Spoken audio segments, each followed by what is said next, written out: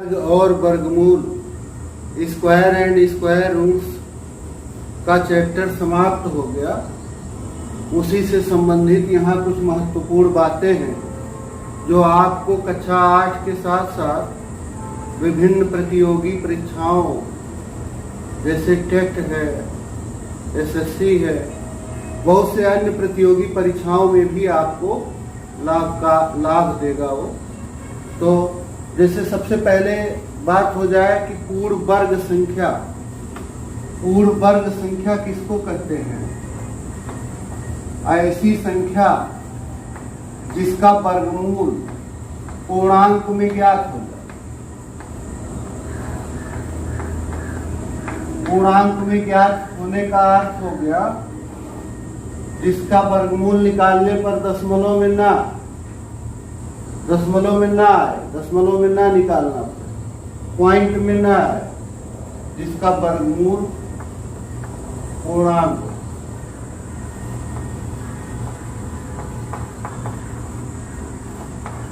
दूसरी तरह से भी कहते हैं हम लोग,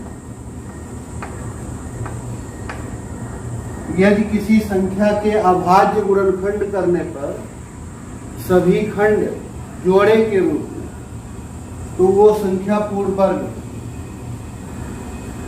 तो बिना हम लोग वर्गमूल ज्ञात करें, वर्गमूल ज्ञात करते चलें और दशमलव में ना आए वैसे ही ज्ञात हो जाए, तब तो कहेंगे ये पूर्ण वर्ग संख्या है।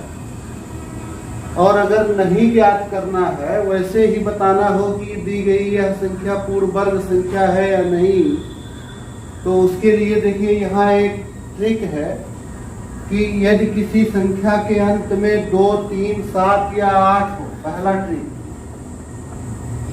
यदि किसी संख्या के अंत में इकाई वाले स्थान, यदि किसी संख्या के अंत में 2, 3, 7 या 8 हो, तो वह संख्या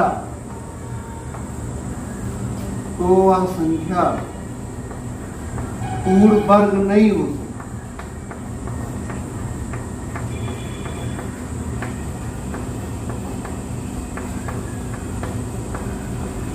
पूर्ण वर्ग नहीं। जैसे ये लिख दूं मैं, ये अंतिम में यदि 8 आ गया तो आप वर्गमूल निकालिए या ना निकालिए, लिख सकते हैं कि यह एक पूर्ण वर्ग संख्या नहीं है। यहाँ अंत में 8 है। तो यदि किसी संख्या के इकाई के स्थान पर या अंत में 2 आ जाए, अंत में 3 आ जाए, अंत में 7 आ जाए या 8 आ जाए, तो वह संख्या पूर्ण वर्ग संख्या नहीं है। हाँ, एक चीज और स्पष्ट कर दें, लेकिन इसका यह अर्थ मत निकालिएगा कि अंत में 0, 1, 4, 5, 6, 9 आने पर वह संख्या पूर्ण वर्ग हो ही जाए।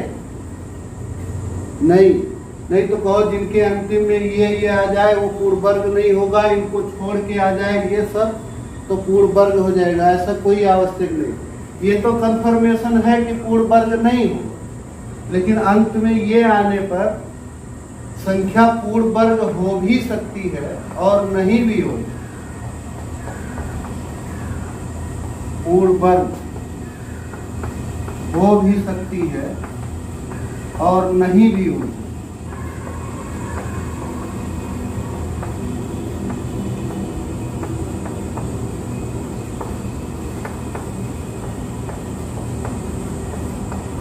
जैसे देखिए 311 लिख दूं, अंत में 1 है, या 21 ही लिख दूं, तो अंत में ये 1 है, ये पूर्ण वर्ग संख्या नहीं है।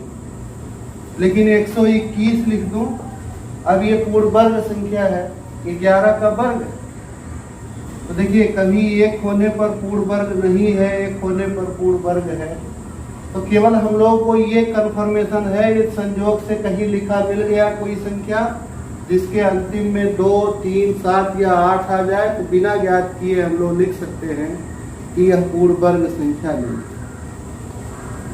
तीसरी चीज देख लीजिए, तीसरी बात, किसी भी पूर्ण वर्ग संख्या में 3 से जब भाग दिया जाता है तो शेषफल या तो 0 आता है या 1, और आ ही नहीं सकता कोई भी पूर्ण वर्ग संख्या। जैसे यही 121 आप जान रहे हैं पूर्ण वर्ग संख्या, इसमें हम 3 से भाग दे रहे हैं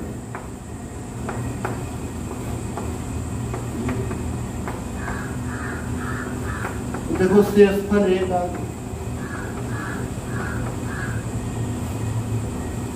और ये 144 भी पूर्ण वर्ग संख्या है, 12 का वर्ग है, इसमें आप 3 से भाग देंगे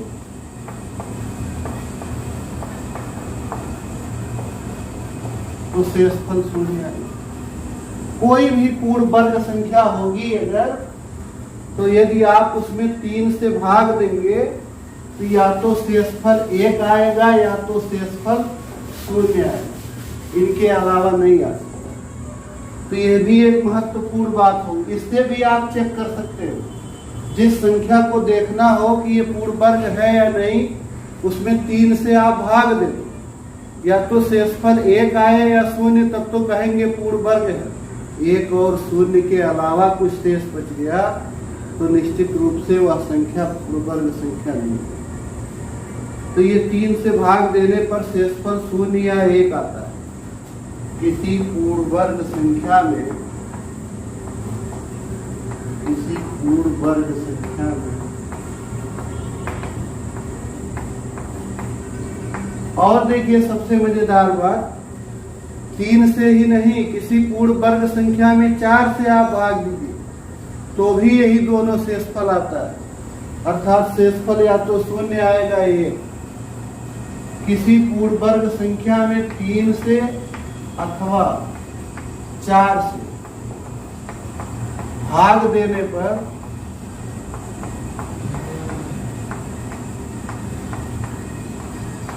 शेषफल सदैव 0 अथवा 1 आता है। ये एक ट्रिक होगी। अगला ट्रिक, किसी भी प्राकृतिक संख्या का वर्ग दूसरी संख्या के वर्ग के दुगने के बराबर नहीं होता।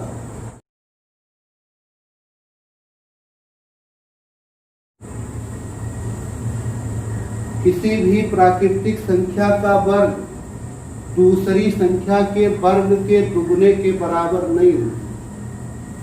अब ये कहो कि 16 किसी के वर्ग का दुगना हो जाए तो नहीं हो। 3 का वर्ग होता है 9, अब ये 9 किसी के वर्ग का दुगना नहीं हो सकता। कोई सी संख्या बताओ जिसका वर्ग कर दे और दुगना कर दे तो 9 आ जाए, नहीं मिल सकता। ये कहते हैं कि यदि P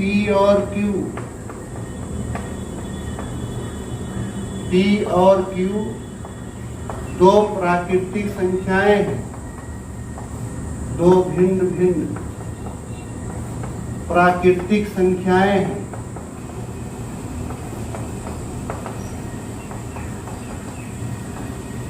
तो P का वर्ग Q के वर्ग के दुगने के बराबर नहीं होता। P² not equal to 2 into Q² या Q² not equal to 2P², दोनों बात है। किसी भी प्राकृतिक संख्या का वर्ग किसी दूसरी प्राकृतिक संख्या के वर्ग के दुगने के बराबर नहीं हो सकती। ये एक ट्रिक है। दो क्रमागत संख्याओं के वर्गों का अंतर उन दोनों संख्याओं के योगफल के बराबर होता है। दो क्रमागत संख्याओं के वर्गों का अंतर, अब आप अपना नंबर जानते रहिएगा भाई, नंबर भूल गया कि किस क्रमांक का है ये ट्रिक, तो कोई भी लिख दे, जैसे 5वां लिख दे, शायद 5वां है ये, कि दो क्रमागत संख्याओं के वर्गों का अंतर उनके योगफल के बराबर होता है। क्रमागत संख्या का अर्थ आप जानते हैं, लगातार संख्या। दो क्रमागत संख्याओं के वर्गों का अंतर उनके योगफल के बराबर होता है।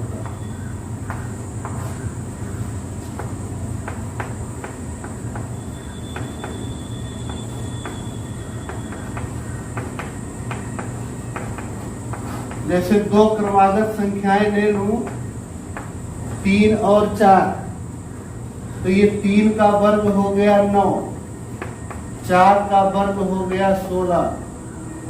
अब इनका अंतर कर रहे हैं, 16 और 9 का अंतर ये 7 आ गया, और वही इनका योग भी है 3 और 4।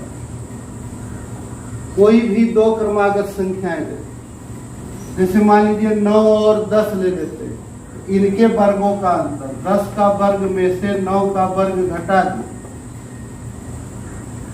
ये आप वर्ग करके घटाइए, देखिए इनके जोड़ के ही बराबर आएगा। 10 और 9 19 ही आएगा। देखिए 10 का वर्ग 100 और 9 का वर्ग हो गया 81। घटाने पर क्या आ गया 19, और यही इन दोनों का योग। 13 और 14 का वर्ग का अंतर करें, 14 का वर्ग ऋण 13 का वर्ग। दो क्रमागत संख्याओं के वर्गों का अंतर लगातार लेना है। 13 14, 14 15, 15 16, इनके वर्ग करके घटाएं तो आप देखेंगे कि ये घटाना किसके बराबर होगा। अभी 14 और 13 के जोड़ के बराबर आएगा। 14 13 27। देखिए 14 का वर्ग कितना होता है 196। 13 का वर्ग कितना होता है 169। घटा दीजिए, ये आ गए 27। तो दो क्रमागत संख्याओं के वर्गों का अंतर उन दोनों संख्याओं के योगफल के बराबर होता है। अगला ट्रिक है 6वां। दो क्रमागत विषम संख्याओं के गुणनफल में 1 जोड़ने पर प्राप्त होने वाली संख्या उनके बीच की सम संख्या का वर्ग होती है। दो क्रमागत विषम संख्या, दो क्रमागत विषम संख्याओं के गुणनफल में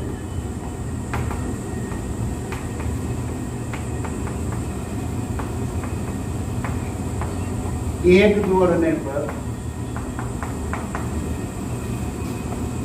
जोड़ने पर प्राप्त संख्या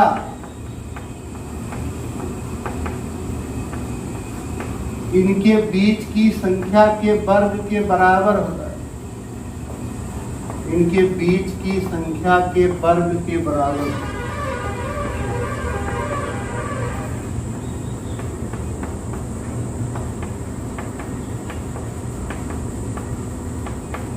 जैसे क्रमागत विषम संख्या है 1 और 3, 1 और 3 का गुणा कर दें 3 आ गया, इसमें 1 जोड़ दें 4 आ। अब ये 4 क्या है 1 और 3 के बीच जो होता है 2, उसी का वर्ग है।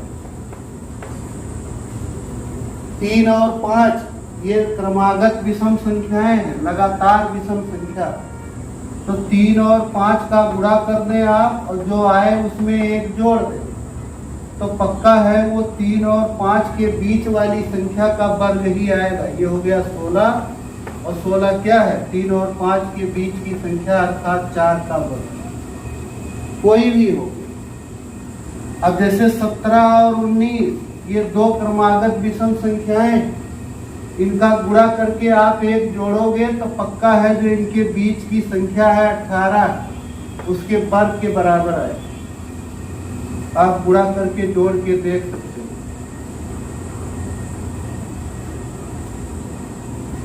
19 सत्ते 133, 19 से करने 19 और 13 32, और 1 इसमें जोड़ना आ जाएगा 300। और 324 ये 18 का वर्ग होगा। तो दो क्रमागत विषम संख्याओं के गुणनफल में एक जोड़ने पर प्राप्त संख्या उन दोनों विषम संख्याओं के बीच वाली संख्या के वर्ग के बराबर होता है। इसी तरह से देखिए, एक ये वर्ग करने का तरीका होता है। अगला ट्रिक है कि दो अंकों की संख्या हो और अंतिम में 5 हो। तो जैसे वर्ग करने के लिए आप उसी से गुणा करते हैं, तो यहाँ गुणा नहीं करना पड़ेगा पूरा का पूरा। जैसे 15 का वर्ग करने के लिए आप क्या करते हैं, 15 में 15 का गुणा करेंगे पूरा पूरा, पहले 5 से फिर 1 से। लेकिन ये ट्रिक ऐसे है कि 5 का वर्ग लिख देते हैं 25, और इनमें से 1 को बढ़ा लेते हैं। जैसे 1 को कर दे 2, तो 2 1 करने में 2, यही 15 का वर्ग। जैसे 25 का वर्ग करना है, तो ये 5 का वर्ग लिख देंगे 25, और इससे 1 बढ़ाकर इसी के साथ गुणा कर, 1 बढ़ाएंगे तो 3, और 3 का 2 में गुणा कर दे 625 है। दो अंकों की ऐसी संख्या जिसके इकाई के स्थान पर 5 हो, उसके वर्ग करने का ये 60 तरीका है। जैसे 75 का वर्ग करना है, तो खाली आप 5 का वर्ग लिख दीजिए अंत में 25, और इससे 1 बढ़ा लीजिए, 7 से 1 अधिक करेंगे 8, और 8 सत्ते हो गया 56। आप 75 गुणे 75 करके देखिए। 75 का वर्ग करना होता तो कैसे कर, 75 गुणे 75, 75 गुणे 75 करेंगे आप, तो यही आएगा, कोई दूसरा नहीं आएगा। एक ट्रिक ये हो। एक ट्रिक होता है कि 11, 111, 1111 इन सब तरह की संख्याओं के वर्ग का। जैसे 11 का वर्ग करना है अगर, तो इसमें 2 अंक हैं, तो हम 2 तक चलेंगे और फिर लौट आएंगे 1 2। अब लौट ले, 2 से उल्टा आ जाए 1। अगर 111 का वर्ग करना है, अब इसमें 3 अंक है, तो 3 तक चलेंगे और लौटेंगे 1 2 3। अब लौटे, 3 से उल्टा 2 1। अगर 1111 कर दें इसका वर्ग, अब इसमें 4 अंक है, तो इसमें हम 4 तक चलेंगे 1 2 3 4। अब लौटता शुरू करिए, 4 के बाद लौटने समय 3, फिर 2, फिर 1। आप गुणा करके देखो इसका वर्ग करोगे, कैसे करोगे, 1111 में 1111 से गुणा करोगे, यही आएगा। तो बिना गुणा किए ये वर्ग लिखने का तरीका है। ऐसे 1 1 1 लिख करके बनने वाली 9 अंक तक की संख्या का वर्ग आप आसानी से लिख सकते हैं। ये ट्रिक, ये 3 2 5 2 7 इतनी बड़ी संख्या का वर्ग, ये 7 अंक है इसमें, तो 7 तक चलेंगे 3 4 5 6 7। अब लौटेंगे, 7 से लौटना शुरू, 6 5 4 3 2 1। इसी तरह से एक वर्ग ये लिखा जाता है, जैसे 7 का वर्ग होता है 49, एक 4 रहेगा, एक 9, 49। अब जब 67 का वर्ग करेंगे, तो इसमें एक बार 6 है, तो बीच में एक 4 और एक 8 बढ़ जाए। जैसे ये 4 और ये 9 तो रहेगा, एक 4 बढ़ गया, एक 8। अगर यहाँ 667 कर दें, ये किनारे का 4 और 9 तो रहेगा ही, एक इस किनारे 4 एक उस किनारे 9।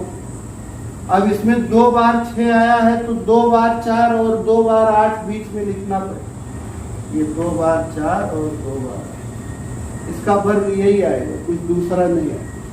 मान लो कि ये 6667 होता, 3 बार आ गया 6। अब इसका वर्ग करने के लिए इस किनारे 4 इस किनारे 9 लिखा जाए, और देखा हमने कि इसमें 3 बार 6 है, तो बीच में 3 बार 4 और 3 बार 8 एंट्री करना है। 3 बार 4 और 3 बार 8, यही इसका वर्ग।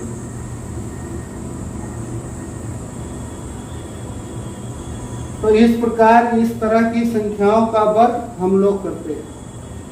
एक ये जनरल बात है, आप जानते हैं कि यदि कोई सम संख्या है, जैसे 2 है, 4 है, 6 है, इनका वर्ग करने पर प्राप्त संख्या भी सम ही रहे। 2 का वर्ग 4 सम संख्या है, 4 का वर्ग 16 सम संख्या। तो किसी सम संख्या का वर्ग सदैव सम संख्या प्राप्त होती है और विषम संख्या का वर्ग सदैव विषम संख्या प्राप्त होती है। एक होता है, कहा जाता है पाइथागोरियन त्रिक, पाइथागोरियन ट्रिपलेट। यदि हमारे पास 3 संख्याएं x, y, z, 3 प्राकृतिक संख्याएं इस प्रकार है कि इसमें से किन्हीं 2 संख्याओं के वर्गों का योग तीसरी संख्या के वर्ग के बराबर हो जाए, ये x² और y² का वर्ग बराबर हो जाए z², या y² z² बराबर हो जाए x², या x² z² बराबर y²। इनमें से किन्हीं 2 संख्या का वर्ग का योग करने पर बची हुई तीसरी संख्या के वर्ग के बराबर हो जाए, तो ये तीनों संख्याएं पाइथागोरियन त्रिक कहलाती, पाइथागोरियन ट्रिपलेट्स कहलाती। जैसे ये है 6, 8, 10, 6 का वर्ग हो जाएगा 36 और 8 का वर्ग हो जाएगा 64, दोनों जोड़ दें तो आएगा 100, और यही बची हुई तीसरी संख्या का वर्ग। तो चूंकि 6 का वर्ग धन 8 का वर्ग बराबर 10 का वर्ग, इनमें से 2 संख्याओं के वर्गों का योग तीसरी संख्या के वर्ग के बराबर है, इसलिए ये 6, 8 और 10 पाइथागोरियन त्रिक। तो पाइथागोरियन त्रिक लिखने का तरीका है, यदि n कोई प्राकृतिक संख्या हो तो 2n, यदि n कोई प्राकृतिक संख्या है चाहे जो,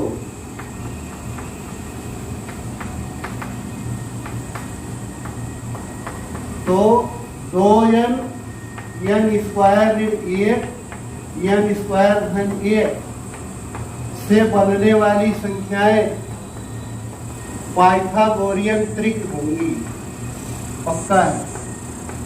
इनसे बनने वाली संख्याएं पाइथागोरियन त्रिक रहेंगी, आप करके देख सकते हो। जैसे मान लीजिए इस n को हम लोग ले लें, 2 ले लें, 1 हो जाएगा 2 दूना 4, और ये क्या हो जाएगा, n की जगह पर 2 रख रहे हैं, यहाँ हम कैसे निकाल रहे हैं त्रिक, n की जगह पर 2 रख। अब n की जगह पर यहाँ 2 कर दे, ये 2 का वर्ग 4 ऋण 1 आ गया 3, और ये क्या हो जाएगा 2 का वर्ग धन 1 4 धन 1 5, तो 3 4 5, ये पाइथागोरियन त्रिक। कोई कहे कि हम n का मान 7 रख करके पाइथागोरियन त्रिक बनाना चाहते हैं, तो एक संख्या उस त्रिक की हो जाएगी 2 × 7 14, दूसरी संख्या हो जाएगी n घाते 2 ऋण 1 7 का वर्ग ऋण 1 49 ऋण 1 48,